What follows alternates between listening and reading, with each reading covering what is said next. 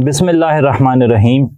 Assalamu alaikum dear students. Welcome to the online NMD CAT session of Stars Academy head office Johor Town. Today we are going to discuss buffer solutions. Buffer solutions असल में buffers का topic जो है is an application extension of common line effect या फिर आप कह सकते हैं ली शैटलियर्स प्रिंसिपल। तो व्हाट आर बफर्स, यहाँ से हम बात शुरू करेंगे और फिर आगे की तरफ चलेंगे कि बफ़र्स जो हैं वो दुनिया में कहाँ कहाँ काम आ रहे हैं और साथ ये भी देखेंगे कि बफ़र कैपेसिटी क्या होती है along with other related topics. Buffers are the solutions, technically you can say that these are solutions which resist change in their pH। तो ऐसे सॉल्यूशन होते हैं जो अपनी pH में आने वाली तब्दीली के ख़िलाफ़ मज़ाहमत करते हैं। मज़ाहमत किस तरह करते हैं? ये they try to minimize the effect of the added acid और बेस। तो इनकी कोशिश ये होती है कि अगर इनके अंदर कोई बाहर से एसिड डाला जाता है तो ये उसके असर को मिनिमाइज करें, ये उसे नलीफाई नहीं कर सकते as described in Le Chatelier's principle as well, कि कोई भी स्ट्रेस जब लगाया जाता है तो उसे नलीफाई नहीं किया जा सकता, but this system tries to minimize it. Buffers भी ऐसा ही करते हैं, ये अपने ऊपर जो स्ट्रेस लगाया जाता है in the form of added acid और एडिड बेस उसको मिनिमाइज करने की कोशिश करते हैं और इस तरह जो पीएच है जितनी चेंज होनी चाहिए सेवरल फोल्ड्स ज़्यादा एक्सपेक्टेड होता है कि वो चेंज हो जाएगी, लेकिन ये उस चेंज को बहुत ही कम रखने की कोशिश करते हैं अनटिल यहाँ तक कि ये इनकी जो कैपेसिटी है वो रीच हो जाती है। तो बफर कैपेसिटी पर भी हमने जैसा कि कहा बात करनी है। तो यहाँ पर हमने ये सीखा कि बफर्स ऐसे सॉल्यूशन हैं जो अपनी पीएच में होने वाली तब्दीली को रोकते हैं। अच्छा, रोकते हैं। इसके अलावा भी बफर की प्रॉपर्टी ये है कि बफर जो है इट्स पीएच, इस तरह लिख सकते हैं, it's pH remains same. Number 1 upon dilution, अगर आप इसमें पानी डाल देंगे तो इसकी पीएच चेंज नहीं होगी। और upon keeping for long time, और अगर आप इसे बहुत अरसे तक पड़ा रहने देंगे तब भी इसकी पीएच चेंज नहीं होगी। पीएच का मतलब क्या होता है ये हमें पता होना चाहिए। पीएच का मतलब है negative log of concentration of hydrogen ions, यानी कि उसमें हाइड्रोजन आयंस की कंसंट्रेशन जो है वो चेंज नहीं होगी। जनरली एक इन्फॉर्मेशन के तौर पर आगे जाने से पहले मैं ये वाज़ेह करता चलूँ कि जो पीएच होती है उसका एसिड की जो स्ट्रेंथ है उसके साथ क्या ताल्लुक़ है। याद रखना है आपने कि अगर किसी सॉल्यूशन की पीएच ज़्यादा है तो उसके अंदर हाइड्रोजन आयन की कंसंट्रेशन जो है वो कम होगी, यानी कि एसिडिक स्ट्रेंथ उसकी कम होगी। और अदर वे राउंड भी सही है, यानी कि अगर पीएच कम हो जाती है, लिखने की ज़रूरत नहीं है, पता ही लग रहा है कि अगर पीएच कम हो जाएगी तो हाइड्रोजन आयन की कंसंट्रेशन बढ़ जाएगी, यानी कि एसिडिक स्ट्रेंथ वो बढ़ जाएगी। अच्छा, बफर्स जो है ना, इनको अगर आप ब्रॉडली क्लासीफाई करें तो ये दो टाइप के बफर हो सकते हैं। एक बफर्स को हम नाम दे देते हैं एसिडिक बफर्स और दूसरी तरफ हम नाम लिख लेते हैं बेसिक बफर्स का। तो बफर्स एसिडिक बफर हो सकते हैं या फिर बफर बेसिक बफर भी हो सकते हैं। एसिडिक बफर्स की प्रॉपर्टीज की बात की जाए तो वो बनते हैं, दे आर मिक्सचर, ये मिक्सचर होते हैं of weak acid and salt with strong base. तो इनके अंदर एक वीक एसिड होता है और उसका सॉल्ट बनाया जाता है स्ट्रॉन्ग बेस के साथ। इनकी जो पीएच की बात अगर की जाए तो इनकी पीएच 7 से कम होती है, 6, 5, 4, 3 इस तरह हो सकती है। इसके मुकाबले में बेसिक बफर की अगर बात करते हैं तो basic buffers are again mixtures true compounds आमतौर पे बफर का काम नहीं करते, एटलीस्ट हमारे लेवल पर तो नहीं करते। मिक्सचर्स होते हैं basic buffer of weak base and salt with strong acid. तो इनकी जो पीएच होती है डेफिनेटली फिर वो 7 से ज़्यादा होगी। ठीक है जी बात। फर्दर आगे की तरफ चलते हुए हम कोई मिसाल देख लेते हैं। एसिडिक बफर्स में हम एग्जांपल कोड करेंगे एसिटिक एसिड की and it's salt with strong base like sodium acetate की बात की जा सकती है। बेसिक बफर में मैं मिसाल कोड करूं तो मिसाल कोड की जा सकती है ammonium hydroxide and it's a salt with strong acid like HCl, तो ये बन जाएगा अमोनियम क्लोराइड। एक बेसिक बफर की मिसाल हमने कोड की, एक हमने एसिडिक बफर की मिसाल कोड की है। आगे चलते हुए बफर्स कैसे काम करते हैं, how do the buffers act, और इस काम में हेंडरसन इक्वेशन हमारी क्या मदद कर सकती है इस आइडिया को समझने में, उससे पहले मैं ये बताता चलूँ कि बफर्स हमारे लिए कहाँ पर अहम हो सकते हैं। बफर्स की इंपॉर्टेंस हमें देखने को मिलती है इन ब्लड। ब्लड की जो पीएच है वो 7.35 है और इस पीएच को मेंटेन रखते हैं bicarbonate ions in addition to some proteins. तो ब्लड की पीएच भी बफर बॉडी की पीएच जो है उसको चेंज करने से रोकना यहाँ पर बफर्स का काम है और ये बड़ा ज़रूरी काम है जो ज़िंदगी को मेंटेन रखता है। बफर्स इसके अलावा केमिकल रिएक्शंस में इस्तेमाल हो सकते हैं। बफर्स इस्तेमाल हो सकते हैं बायोकेमिस्ट्री के अंदर। बफर्स इस्तेमाल हो सकते हैं क्लिनिकल एनालिसिस के अंदर। फॉर एग्जांपल जिस तरह आप किसी भी बड़ी लैब से लाइक शौकत खानम है या आगा खान है वहाँ से जाकर कोई टेस्ट वगैरह करवाते हैं तो आपका जो ब्लड है उसको अगेन मेंटेन रखने के लिए जिस भी टेस्ट को आप परफॉर्म करवा रहे हैं कोशिश होती है कि वो एक ख़ास पीएच पर टेस्ट जो है वो करवाया जाए, क्योंकि बॉडी पार्ट्स जो हैं, बॉडी के मुख्तलिफ कंपोनेंट्स जो हैं, they are very sensitive to pH change. अच्छा, बफर्स काम कैसे करते हैं ये एक इंटरेस्टिंग इन्फॉर्मेशन है और इससे हमें एमसीक्यू आने का काफ़ी ज़्यादा इम्कान लगता है। How do the buffers act? Buffers के काम करने के तरीके को समझने के लिए हम दो हिस्सों में अपने टॉपिक को तकसीम कर रहे हैं। एक हिस्सा डील करेगा how do the acidic buffers act और दूसरा हिस्सा डील करेगा how do the basic buffers act. Acidic buffers के काम करने के तरीके को समझने के लिए मैं मिसाल लूंगा एसिटिक एसिड और सोडियम एसीटेट बफर की, जबकि बेसिक बफर के काम को समझने के लिए मैं मिसाल लूंगा अमोनियम हाइड्रोक्साइड और अमोनियम क्लोराइड बफर की। याद रखना है कि acidic buffer like this one और एनी अदर वन, कोई भी हो सकता है, फॉर्मिक एसिड, सोडियम फॉर्मेट भी हो सकता है, कोई भी एसिडिक बफर हो। Acidic buffers are reservoirs. Acidic buffers जो हैं दे आर रेजर्वॉयर्स, दे आर रेजर्वॉयर्स, लिख लेते हैं, they are reservoirs of weak acid. एक उनमें वीक एसिड होता है और एक उसका आयोनाइज्ड साल्ट होता है। Acidic buffers like this are reservoirs of the unionised acid and ionised form of salt. तो यहां पर ये दो चीजें जो है वो पाई जाती हैं। इन दोनों का काम क्या है अभी थोड़ी देर में मैं आपसे डिस्कस करता हूं। Same is the case with basic buffers.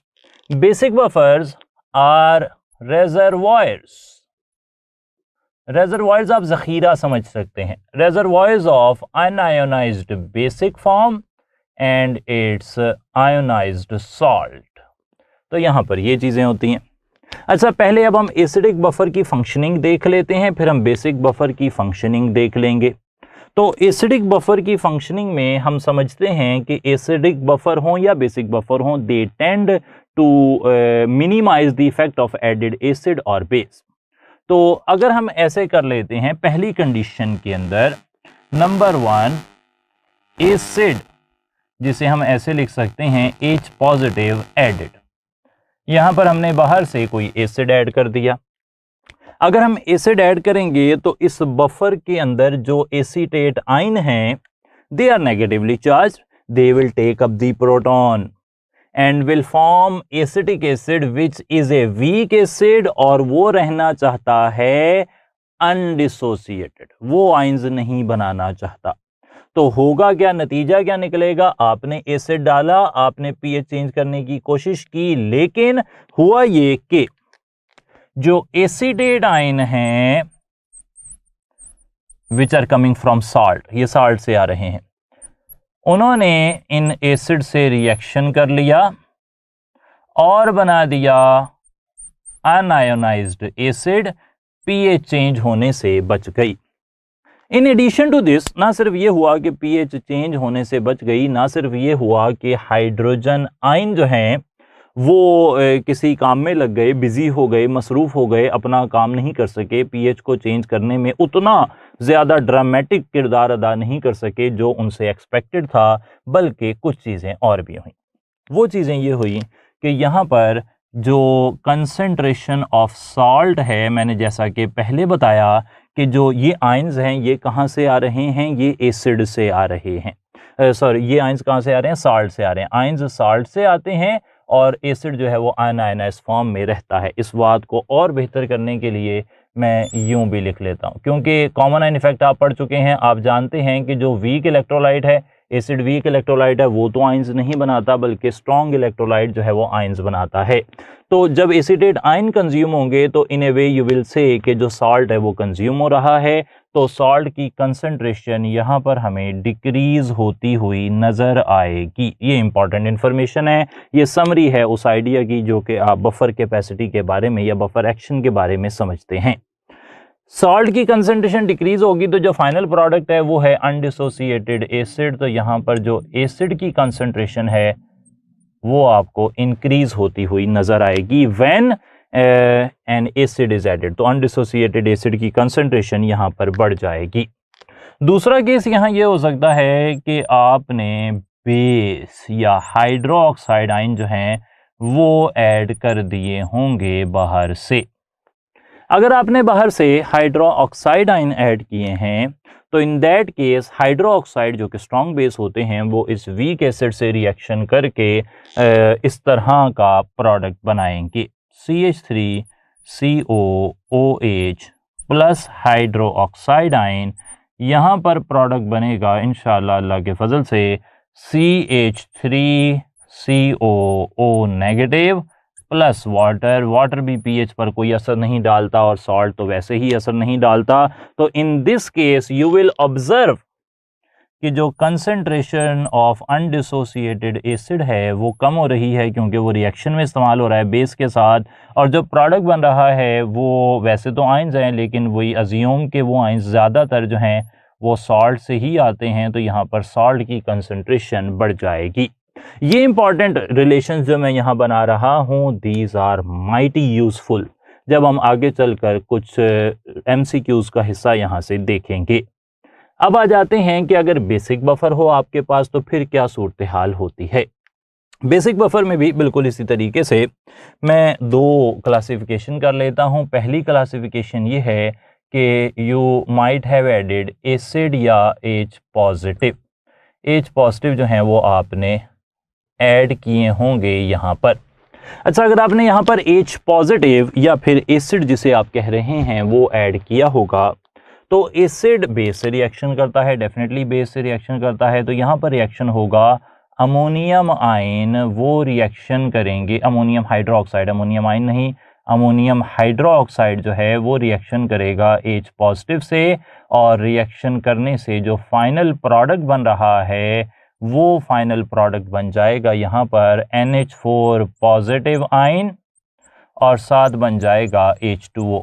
Definitely ammonium hydroxide यहाँ पर बेस हैं, तो हमें जो बेस रिएक्शन करती हुई नज़र आ रही है इन बेसिक बफर। एसिडिक बफर में एसिड ने रिएक्शन किया था, उसकी कंसंट्रेशन कम हुई थी। बेसिक बफर में बेस रिएक्शन कर रही है, तो आप कहेंगे कि जो कंसंट्रेशन ऑफ बेस है यहाँ पर वो क्या हो रही है, वो हो रही है कम, और जो प्रोडक्ट है हमारा ammonium ion, what we think of it, हम मानते हैं कि ये सब का सब सॉल्ट से आ रहा है, तो यहाँ पर हमें सॉल्ट की कंसंट्रेशन ज़्यादा होती हुई नज़र आएगी। Now what about the addition of a base here, अगर यहाँ बेस डाल दी जाए तो फिर क्या होगा? अच्छा, अगर आप बेस यहाँ पर डाल देते हैं तो बेस डालने के नतीजे में बेस ने रिएक्शन करना है अमोनियम आयन से, और अमोनियम से रिएक्शन करके बना देना है अमोनियम हाइड्रो ऑक्साइड, जो कि एक वीक बेस है and it tends to remain undissociated.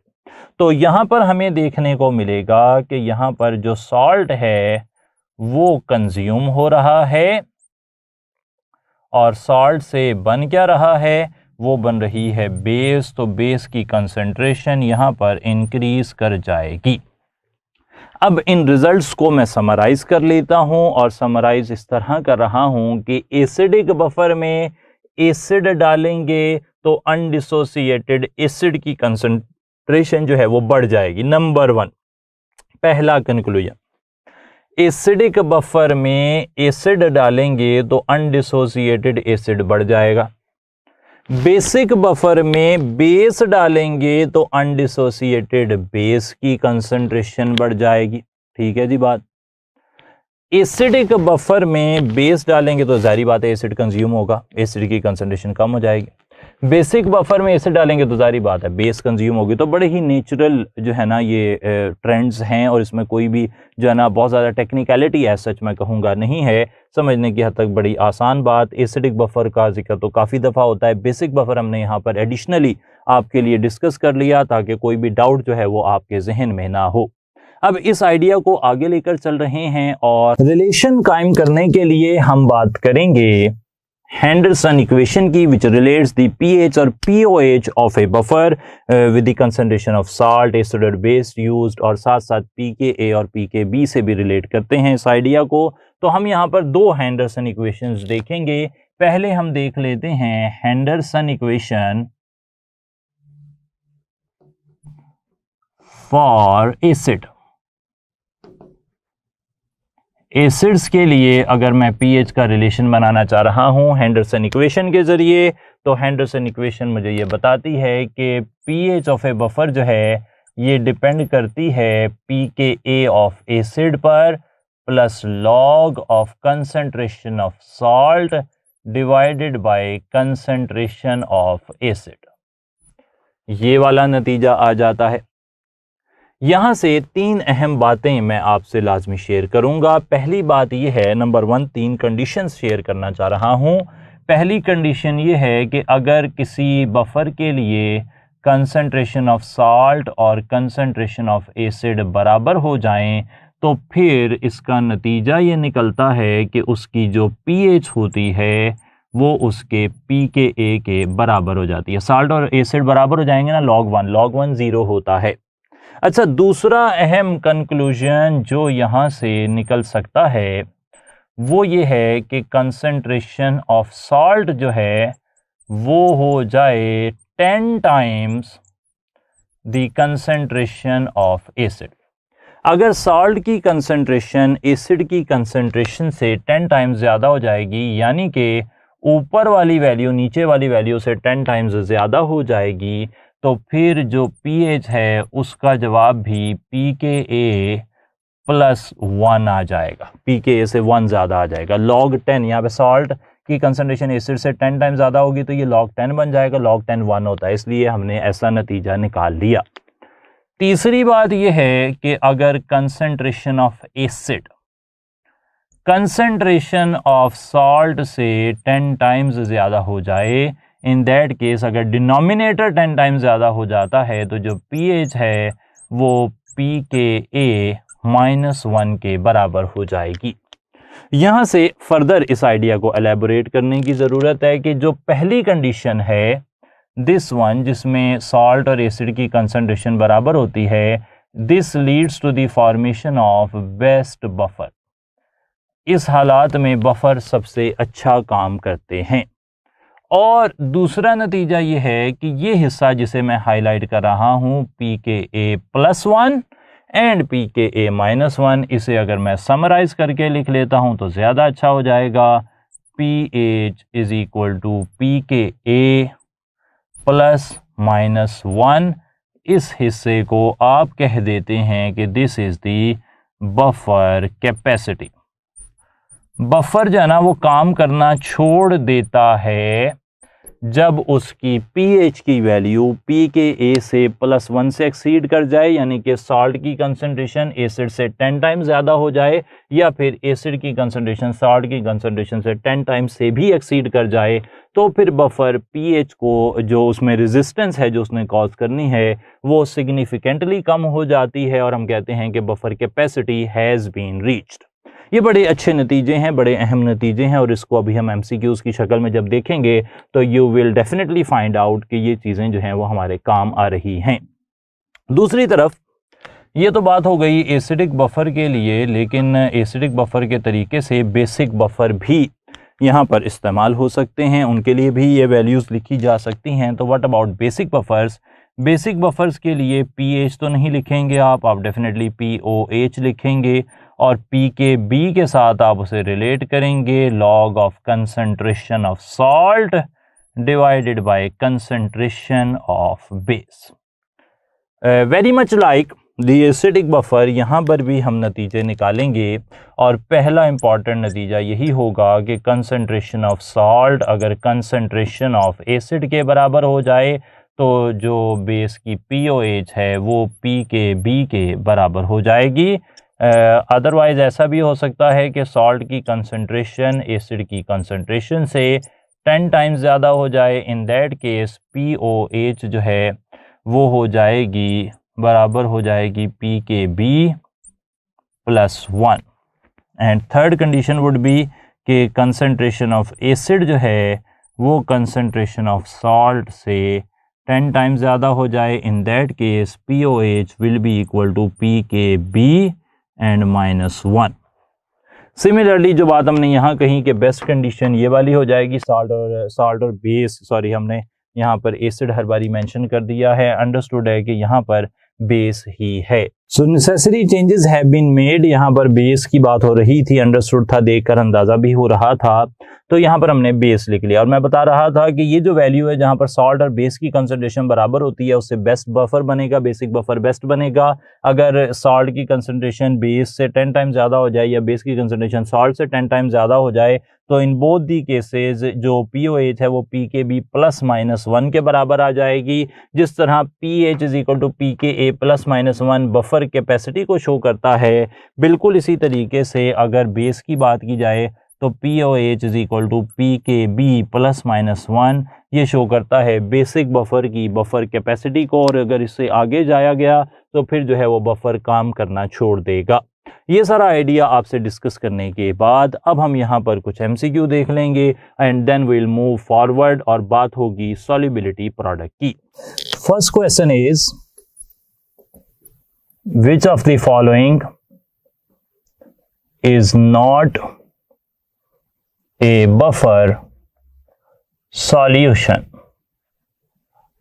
तो 4 हम यहाँ पर पेयर बनाएंगे और सवाल ये पूछा गया है कि उनमें से कौन सा पेयर बफर सॉल्यूशंस नहीं बनाता। For example you can be given an option of acetic acid plus sodium acetate, इसी तरीके से formic acid plus sodium format, third one ammonium hydroxide and ammonium chloride, and the last one sulfuric acid and sodium sulfate। तो जैसा कि आप जानते हैं कि buffer solution weak acid and it's salt with strong base को कह सकते हैं, या फिर weak base and it's salt with strong acid को कह सकते हैं। इस डेफिनेशन पर अल्फा, बीटा और चार्ली पूरा उतरते हैं, क्योंकि अल्फा में एसिटिक एसिड वीक एसिड है, बीटा में फॉर्मिक एसिड वीक एसिड है और चार्ली में अमोनियम हाइड्रोक्साइड एक वीक बेस है। और इनके साल्ट बिल तरतीब sodium hydroxide strong base, sodium hydroxide strong base और HCl स्ट्रॉन्ग एसिड से बनाए गए हैं। डेल्टा ऑप्शन मुझे सही नहीं लग रहा क्योंकि यहाँ पर एक स्ट्रॉन्ग एसिड यूज़ हुआ है और स्ट्रॉन्ग एसिड से बफर जो है वो नहीं बनता बल्कि वो वीक एसिड और उसके साल्ट विद स्ट्रॉन्ग बेस से बनता है। एक और सवाल यहाँ पर देख लेते हैं। सवाल ये पूछा जा रहा है कि how will the pH of a buffer solution change upon increasing concentration of salt in it। Acidic buffer कर लेते हैं for example. How will the pH of an acidic buffer change upon increasing the concentration of salt in it। अगर आपके पास कोई acidic buffer है, से हम यहाँ पर बात कर रहे हैं कि एसिटिक एसिड और सोडियम एसीटेट एक एसिडिक बफर है। हमने बात भी की कि हम एसिडिक बफर के हवाले से सवाल पूछ रहे हैं और सवाल ये पूछा गया है कि आप यहाँ पर सॉल्ट की कंसंट्रेशन बढ़ा रहे हैं, फॉर एग्जांपल सोडियम एसीटेट की कंसंट्रेशन बढ़ा रहे हैं, तो अब सॉल्यूशन की पीएच पर जो है वो क्या असर पड़ेगा, ये सवाल हमें पूछा जा रहा है। ऑप्शंस हम बना लेते हैं। पीएच डिक्रीज होगी, पीएच इंक्रीज होगी, पीएच रिमेन्स सेम, क्या वो अपनी असल हालत में ही रहेगी, वो इंक्रीज या डिक्रीज नहीं होगी, या फिर पीएच ड्रॉप्स टू ज़ीरो, वो ज़ीरो हो जाएगी, ज़ीरो पर आ जाएगी। क्या होना चाहिए, इस बात को बताने की वजह से ही, इसको डिस्कस करने के लिए ही मैंने ये सारा हिस्सा आपके सामने रखा हुआ है। पहले मैं आइडिया को इधर से क्लियर करता हूँ, फिर हम जाएंगे हेंडरसन इक्वेशन की तरफ और वहाँ से भी इसी आइडिया को फर्दर एलैबोरेट करने की कोशिश करेंगे। तो हमने कहा था कि जो एसिडिक बफर्स होते हैं they are reservoirs of acetic acid and ionised salt. सही है जनाब। अब आपने उसमें ऐड क्या किया है, आपने सॉल्ट ऐड किया है। सॉल्ट ऐड किया है का मतलब है कि सॉल्ट की कंसंट्रेशन जो है वो आपने बढ़ा दी है। अगर आप सॉल्ट की कंसंट्रेशन को इंक्रीज करेंगे, सॉल्ट की कंसंट्रेशन इंक्रीज करेंगे, तो सॉल्ट क्या है, वो है ये चीज़। सही है जनाब। और ये और इसके अंदर और एसिटिक एसिड के अंदर कॉमन क्या है, वो है कॉमन आयन इफेक्ट वाला फैक्टर। तो इस तरह बात को समझें कि जब आप सॉल्ट की कंसंट्रेशन बढ़ाएंगे तो सॉल्ट की कंसंट्रेशन बढ़ाने से आप इनडायरेक्टली एसीटेट आयन की कंसंट्रेशन बढ़ा रहे हैं। हसूली तौर पर होता क्या है कि एक जो बफर सॉल्यूशन होता है, उस बफर सॉल्यूशन के अंदर एसिटिक एसिड से बन रहे होते हैं एसीटेट आयन और हाइड्रोजन आयन, जबकि सोडियम एसीटेट से बन रहे होते हैं एसीटेट आयन और सोडियम आयन। फॉर एग्जांपल किसी भी एसिडिक बफर की एग्जांपल हम यहाँ से समझने की कोशिश कर रहे हैं। तो जब आप सॉल्ट ऐड करेंगे, सॉल्ट एक स्ट्रॉन्ग इलेक्ट्रोलाइट है, वो फौरन से आयन बना देगा। जब आयन बनाएगा तो आयन में एसीटेट आयन भी हैं जो कि कॉमन आयन हैं एसिटिक एसिड के साथ। एक स्ट्रॉन्ग इलेक्ट्रोलाइट आप ऐड कर रहे हैं, आप इंक्रीज कर रहे हैं स्ट्रॉन्ग इलेक्ट्रोलाइट की concentration with A common ion with the weak electrolyte. जब स्ट्रॉन्ग इलेक्ट्रोलाइट के आयन कॉमन आयन को ज़्यादा किया जाता है तो वीक इलेक्ट्रोलाइट की आयनाइजेशन सप्रेस हो जाती है, यानी कि एसिटिक एसिड की आयन्स बनाने की कैपेबिलिटी मुतासिर हो जाएगी, वो अनडिसोसिएटेड फॉर्म में आना शुरू हो जाएगा। जब एसीटेट आयन सॉल्यूशन में कम होंगे तो डेफिनेटली फिर हाइड्रोजन आयन जो है वो भी कम होंगे, और हाइड्रोजन आयन जितने कम होते हैं, थोड़ी देर पहले मैंने कहा कि उतनी ही पीएच जो है वो ज़्यादा हो जाती है। तो इस तरह एक टेक्निकल सवाल आप हल कर सकते थे। इसको और भी अच्छे तरीके से यहाँ पर डिस्कस किया जा सकता है। जैसे जैसे आप देखते हैं कि सॉल्ट की कंसंट्रेशन बढ़ती है, सॉल्ट की कंसंट्रेशन एसिड से ज़्यादा होती है, तो पीएच भी पी के ए से ज़्यादा हो जाता है, यानी कि सॉल्ट की कंसंट्रेशन बढ़ाने से एसिड जो है उसकी जो आयनाइजेशन है वो कम होती है और सॉल्यूशन की पीएच जो है वो ज़्यादा हो जाती है। एक इंटरेस्टिंग सवाल हमें यहाँ पर पास पेपर से भी मिलता है और बहुत ज़बरदस्त सवाल इस तरह है कि identify true relationship for Henderson's equation. अच्छा, कुछ रिलेशनशिप हमें दिए जा रहे हैं और उनमें से हमने जो हैंडरसन इक्वेशन का रिलेशनशिप है उसे आइडेंटिफाई करना होगा। अच्छा, कौन कौन से रिलेशनशिप हमें दे रहा है? फॉर एग्जांपल हमें कहता है कि pH is equal to pKb plus log of concentration of salt divided by concentration of acid. Beta option है POH is equal to pKa plus log concentration of salt divided by concentration of base। Charlie option है pH is equal to pKa plus log concentration of base divided by concentration of acid। Delta option है pH is equal to pKb plus log of concentration of base divided by concentration of acid। Okay, यहाँ पर चार relations हमने बना लिए हैं और सवाल ये पूछा गया है कि हैंडरसन इक्वेशन के मुताबिक कौन सा रिलेशन जो है वो सबसे सही लग रहा है। अल्फा ऑप्शन हमें सही नहीं लग रहा क्योंकि पीएच को पीकेबी से रिलेट किया गया है। डेफिनेटली बीटा भी सही नहीं लग रहा, पीओएच को पीकेबी से रिलेट करना चाहिए, यहाँ पर पीकेए से रिलेट किया गया है, अच्छा नहीं लग रहा। और डेल्टा में भी सेम यही प्रॉब्लम है, तो यहाँ पर चार्ली थोड़ा सा सही लग रहा है। लेकिन चार्ली क्यों सही लग रहा है उस आइडिया को समझने की बड़ी ज़रूरत है। असल में इस तमाम तर कॉन्सेप्ट को डील करने के लिए हैंडरसन इक्वेशन और बफर सॉल्यूशन को डील करने के लिए जो मेन ड्राइविंग फोर्स आप कह सकते हैं मौजूद है पीछे, वो है लॉरी ब्रॉन्स्टेड कॉन्सेप्ट।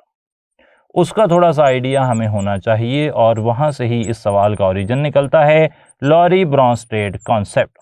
अच्छा, लॉरी ब्रॉन्स्टेड कॉन्सेप्ट जो है ना, उसकी बेसिस ये हैं कि अगर एसिड में से आप प्रोटॉन माइनस कर दें तो जो प्रोडक्ट बनता है वो कॉन्जुगेट बेस बच जाता है। एसिड में से प्रोटॉन निकाल दें तो कॉन्जुगेट बेस बच जाती है। अब आइडिया को दोबारा देखें, ये एक वीक एसिड है, इससे जो बन रहा है वो कॉन्जुगेट बेस है। Acetate ion is the conjugate base of acetic acid. अब अगर आप इस चार्ली ऑप्शन को देखते हैं तो pH is equal to pKa plus log of concentration of acetate ion जो कि कॉन्जुगेट बेस है डिवाइडेड बाय एसिटिक एसिड। तो अब लॉरी ब्रॉन्स्टेड को मिलाकर जब हम इस आइडिया को देखते हैं तो हमें काफ़ी हद तक यकीन हो जाता है कि भाई ये वाली बात जो है ना वो सही है, क्योंकि यहाँ पर आइडिया यूज़ हो रहा है कॉन्जुगेट बेस का। ये वाला सवाल भी देख लिया हमने। अब एक और सवाल देख लेते हैं और उसके बाद फिर आगे चलेंगे सॉल्युबिलिटी प्रोडक्ट का आइडिया क्लियर करने की तरफ। सवाल इस तरह है कि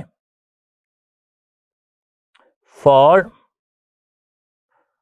concentration of salt is equal to concentration of acid, a buffer has pH is equal to 4. Which of the following pH marks a point at which buffer has lost its capacity? तो सवाल की base ज़रा समझ लेते हैं। सवाल हमें ये पूछा जा रहा है कि एक बफर है और उसकी pH 4 है जब उसमें कंसंट्रेशन ऑफ सॉल्ट और एसिड बराबर है। तो अब कौन सी pH यहाँ पर जो हम लिखेंगे वो ऐसे पॉइंट को, ऐसी pH को मेंशन कर रहा है जब ये बफर अपनी कैपेसिटी खो चुका होगा।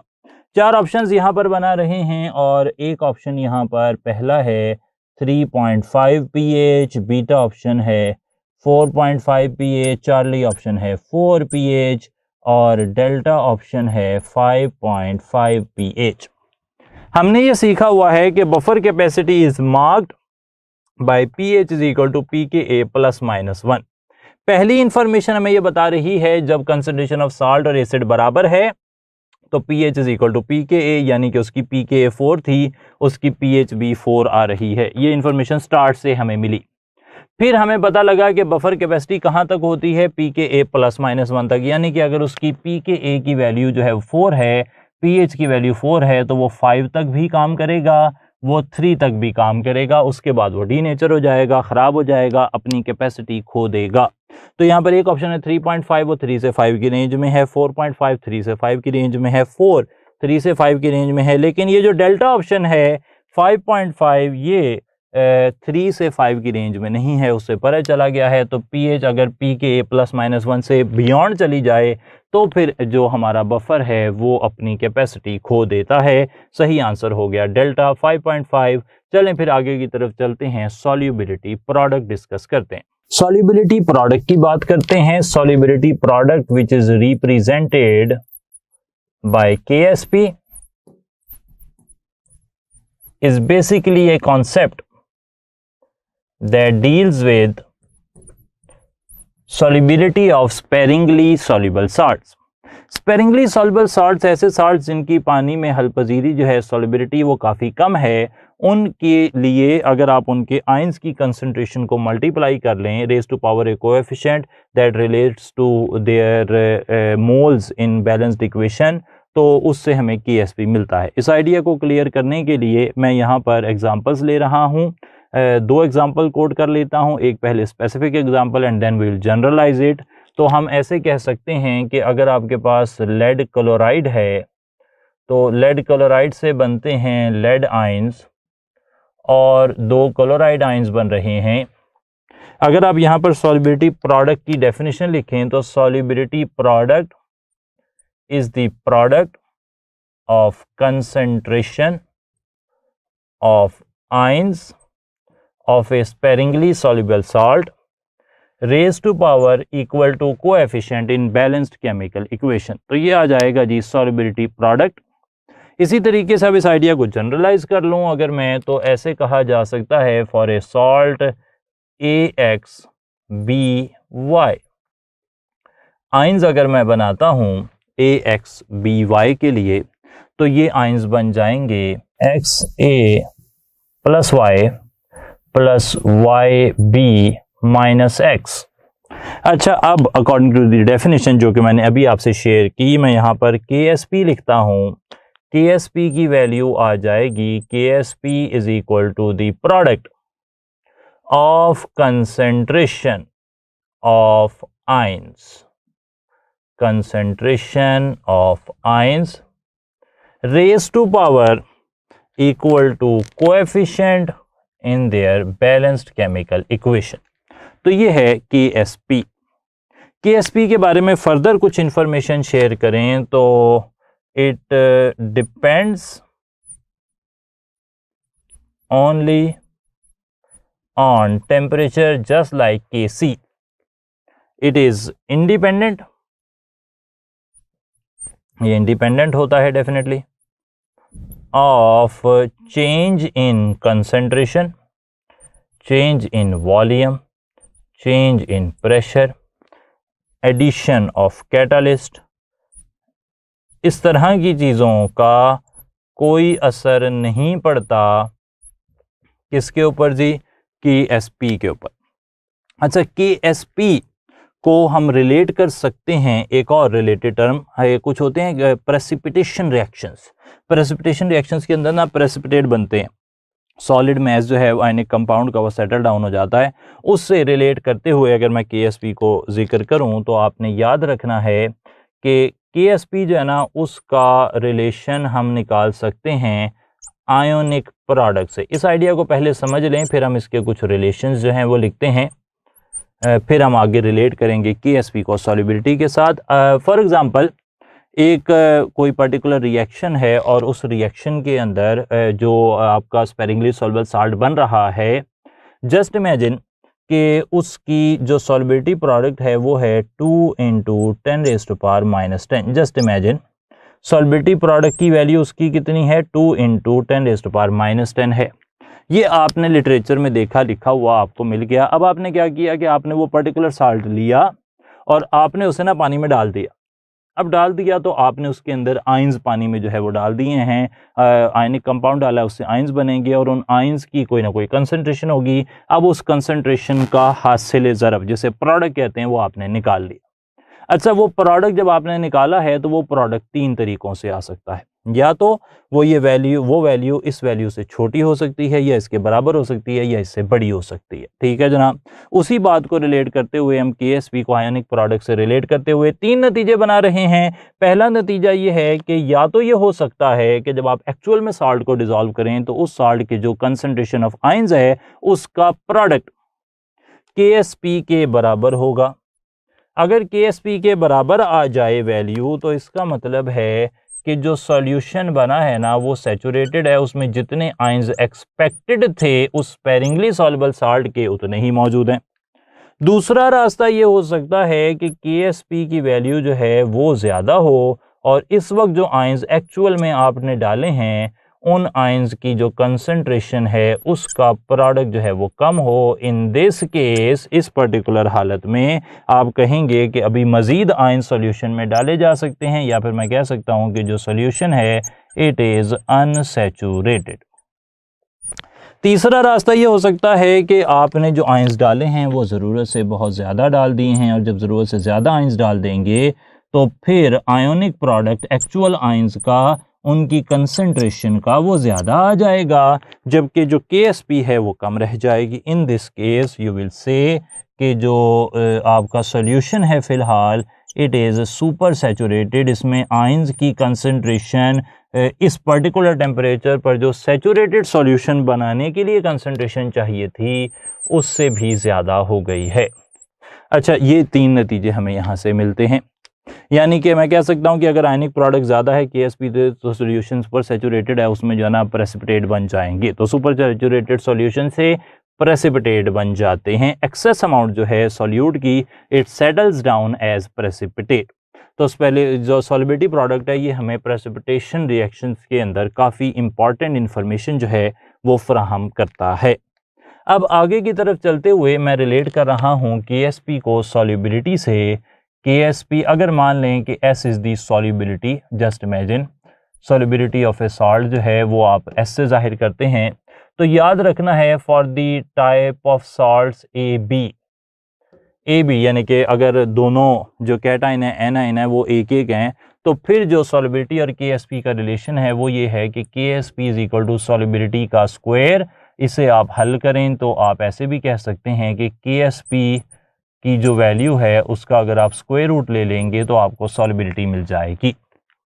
अगर आपके पास ऐसे सॉल्ट हैं जिनकी आप बात कर रहे हैं और वो AB2 टाइप के हैं, AB2 टाइप में हम कौन सी मिसाल ले रहे हैं, लेड क्लोराइड, एक कैटाइन है 2 एनाइन है, या एक एनाइन है 2 कैटाइन है, किसी तरह भी हो सकता है।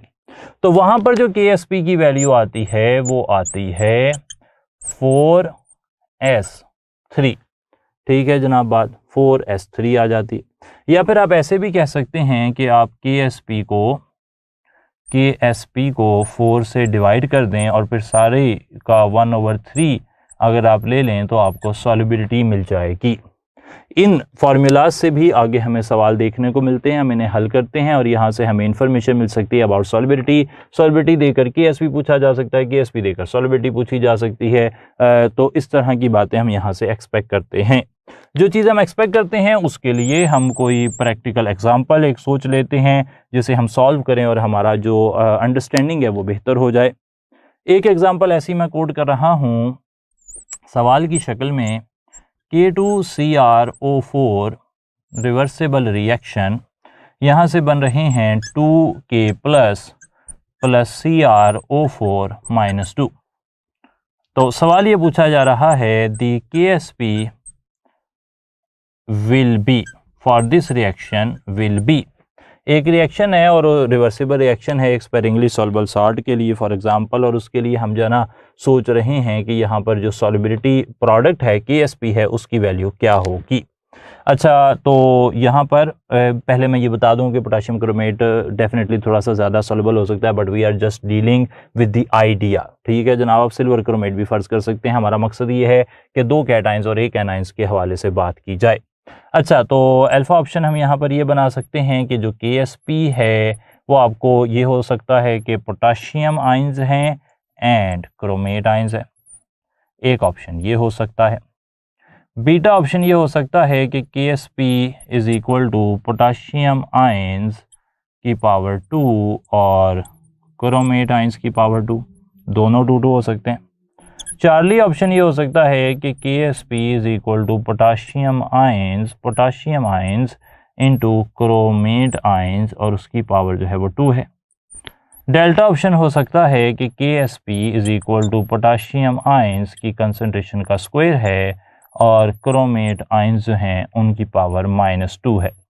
ओके, तो अभी हमने पढ़ा हुआ है कि जो सॉल्बिलिटी प्रोडक्ट होता है इट इज़ द प्रोडक्ट, ये हासिल ज़रब है, product of concentration of ions. एक आयन होना चाहिए पोटाशियम आयन, एक आयन होना चाहिए क्रोमेट, तो पोटाशियम +2 ये पॉसिबल नहीं है। सही है जनाब, पोटाशियम +2 पॉसिबल नहीं है और क्रोमेट -2 होता है तो -1 पॉसिबल नहीं है। यानी कि जो बीटा ऑप्शन है इसमें पोटाशियम +2 लिखा हुआ है और जो चार्ली ऑप्शन है इसमें क्रोमेट -1 लिखा हुआ है, ये दोनों पॉसिबल नहीं है। पोटाशियम का चार्ज +1 है, वो +1 ही होना चाहिए और क्रोमेट का -2 है तो वो -2 ही होना चाहिए। तो सही वैल्यू होगी it is the product of concentration of ions raise to power equal to coefficient in balanced chemical equation. आप देख सकते हैं कि क्रोमेट की पावर पीछे यहाँ पे कोएफिशिएंट कोई नहीं लिखा हुआ, तो क्रोमेट 1 ही होना चाहिए। अल्फा में भी 1 है, डेल्टा में भी 1 है, लेकिन पोटाशियम आयन की जो कंसंट्रेशन है, जो कोएफिशिएंट है वो 2 है और यहाँ पर हमें 2 नज़र नहीं आ रहा पावर में। हमने ये सीखा है कि KSP जब लिखते हैं तो जो बैलेंस केमिकल इक्वेशन का कोएफिशिएंट है वो रेट इक्वेशन में पावर बन जाता है। ये जो KSP की इक्वेशन है तो डेल्टा में क्योंकि वो पावर बन गया है इसलिए हम डेल्टा को सही ऑप्शन करार दे रहे हैं। ठीक हो गई जी बात। चलें फिर एक और सवाल करते हैं and then now we are applying the idea of relationship between solubility and KSP। इस बात को एक्सप्लेन करने के लिए मैं यहाँ पर एक एग्जाम्पल कोड कर रहा हूँ और एग्जाम्पल ये है कि for an AB type salt the solubility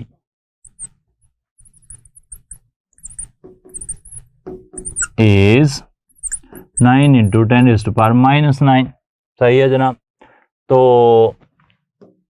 KSP will be, तो यहाँ पर KSP की वैल्यू जो है वो क्या होगी। KSP की वैल्यू निकालने के लिए हमें पूछी गई है। ऑप्शन हमें दिए जा रहे हैं 9 into 10 raised to power -9, beta 3 into 10 raised to power -9, Charlie option 9 into 10 raised to power -3, delta option 3 into 10 raised to power -3।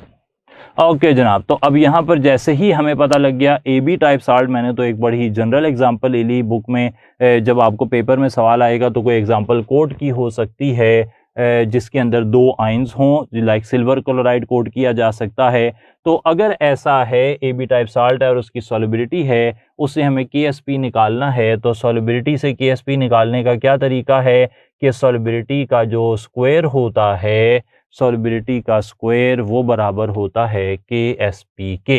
Next question ये पूछा जा रहा है कि for an AB type salt the KSP is 9 into 10⁻⁸, solubility will be. जैसे ही हमें पता लगता है कि हमारा सॉल्ट AB टाइप का है तो हमें पता है कि हमने या तो KSP निकालने के लिए सॉल्युबिलिटी का स्क्वायर लेना है या फिर सॉल्युबिलिटी अगर निकालनी हो, जैसा कि हमारे सवाल में निकालने का पूछा गया है, तो हम KSP का स्क्वायर रूट ले लेंगे। KSP की वैल्यू हमारे पास है, बस करना ये है कि हम इसका स्क्वायर रूट ले लें। तो अगर हम यहाँ पे स्क्वायर रूट ले लेते हैं तो 9 का स्क्वायर रूट 3 आ जाता है और 10⁻⁸ पावर का जब आप स्क्वायर रूट लेंगे तो वो आ जाएगा -4। तो यहाँ पर सही जवाब हो जाएगा डेल्टा ऑप्शन 3 into 10⁻⁻4। तो इस तरीके से आप इस सवाल का जवाब जो है वो ढूंढ सकते थे, बड़ा ही तरीक़ाकार आइडियल। और इसी तरीके से अब AB2 टाइप के सॉल्ट, उनकी मिसालें भी आपको मिल जाएंगी जब हम बात कर रहे होंगे हमारी प्रैक्टिस असाइनमेंट की या फिर अपने टेस्ट की। एक सवाल और देख लेते हैं और सवाल यहाँ पर ये है कि for all the reactions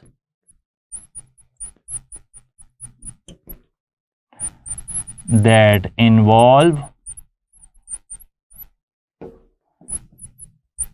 precipitation.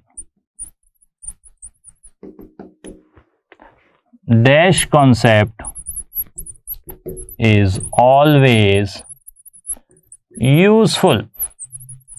तो कौन सा कंसेप्ट यूजुअली हम अप्लाई करते हैं जब हम प्रेसिपिटेशन रिएक्शंस की बात कर रहे होते हैं? अल्फा ऑप्शन है law of mass action, beta option है half life method, Charlie option है Le Chatelier's principle, delta option है सॉल्युबिलिटी प्रोडक्ट प्रिंसिपल।